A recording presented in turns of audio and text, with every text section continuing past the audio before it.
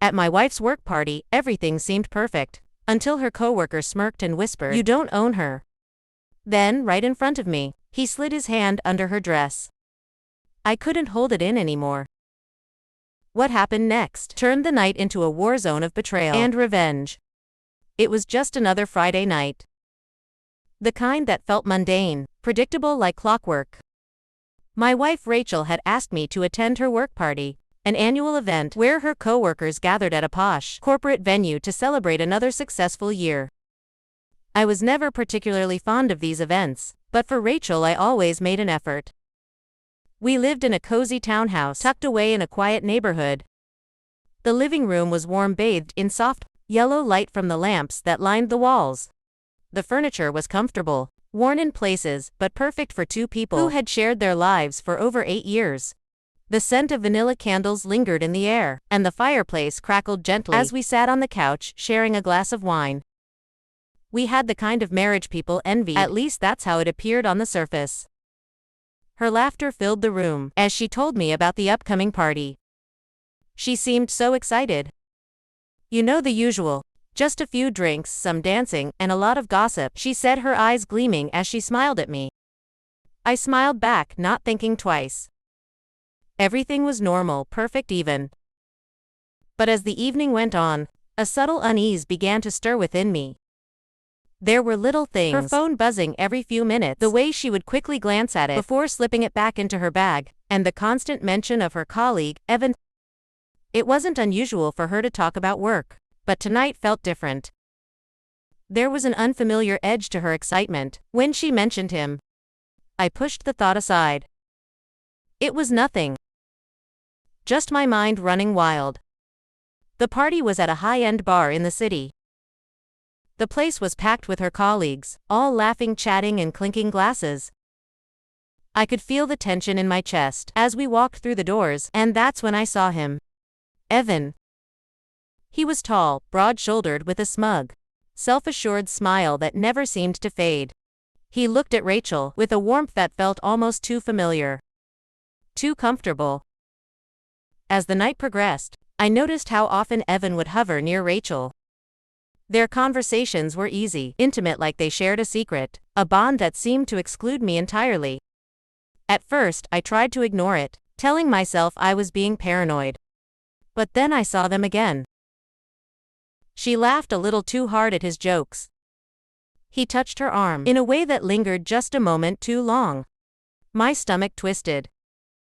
Then came the moment that shattered everything.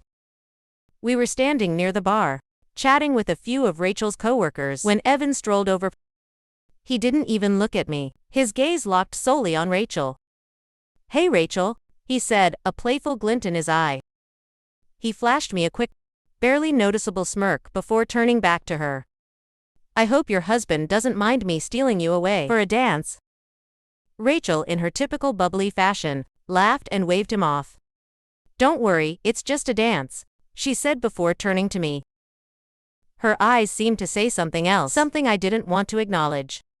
But before I could respond, Evan moved toward her, his hand sliding a little too confidently around her waist. And then, just as casually as if it were nothing, he said, "You don't own her, you know." A cold chill ran through me, my blood turning to ice. And then in front of me, in front of everyone, Evan slid his hand lower, beneath the fabric of Rachel's dress, just a hair's breadth from her skin. She stiffened, but she didn't pull away. She didn't say anything. It was as if time stopped. The music, the laughter, everything faded away. My chest tightened, my vision blurred, with the rush of blood pounding in my ears. I felt a fire building inside me, rage, humiliation, and a cold, bitter clarity. The room around me seemed to close in as I stood frozen. Every inch of me screamed at her to turn around, to slap him, to do something, anything, but instead, she just stood there. It was a slap to my face, but not as hard as what followed. Evan pulled her closer, his hand still where it shouldn't have been. He leaned in, whispering something into her ear that made her smile. A smile that I hadn't seen in a long time. I could feel my heart shattering in my chest. The crack of it was louder than anything else. The weight of it threatened to crush me. Without thinking, I stormed toward them. My steps were fueled by a combination of disbelief and seething rage. I gripped Evan's shoulder and shoved him back, the force of it knocking him off balance. "What the hell do you think you're doing?" I spat, my voice a low growl. He looked at me, a dark amusement flickering in his eyes. He wasn't afraid. "Relax, man," he said, casually brushing off the shove. "She's just having a little fun. You know how it is." Rachel, her face flushed, stepped back but didn't say anything. She didn't defend me. She didn't defend herself. Evan laughed and took another step toward her. "You can't control her, man," he said with a sly grin. "She's not yours." Something inside me snapped. All I could feel was heat, the heat of betrayal, of humiliation, and the desperate burning need for revenge. After that night, everything changed. The man I had been calm, reserved, non-confrontational was gone. I became something else. I became someone who would stop at nothing to get what was mine back. I started watching. Watching her. Watching him, every move. Every glance, every interaction was a clue. I found out things I didn't want to know. Her late-night phone calls that were too quiet, the messages she deleted before I could even see them.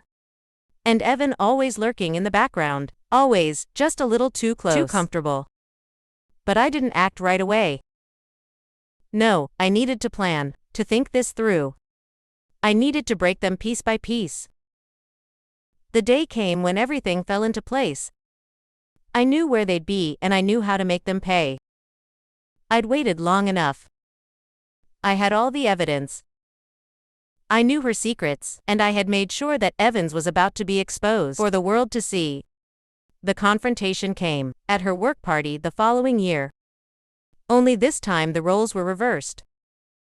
I was calm, collected, everything Rachel wasn't expecting. The moment I walked in, I could see the fear in her eyes. And Evan. His cocky smile faltered when he saw me approach. I laid it all out, each piece of the puzzle falling into place. Her affair, the lies, everything. The moment Rachel realized I had evidence, her world crumbled. She begged for mercy, but there was no mercy left in me. Evan. He watched helplessly as his reputation and career were destroyed in one swift blow. He lost everything. But I was different. The man I had been was long gone.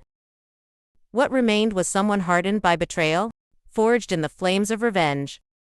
As I walked away from the wreckage of my marriage, the echo of Rachel's sobs still ringing in my ears, I felt no satisfaction. Justice perhaps, but no satisfaction. Revenge had given me power, but it had also taken something from me. Some betrayals don't break us. They build us into something stronger. Like the video if you think justice was served. Subscribe for more stories of betrayal and revenge.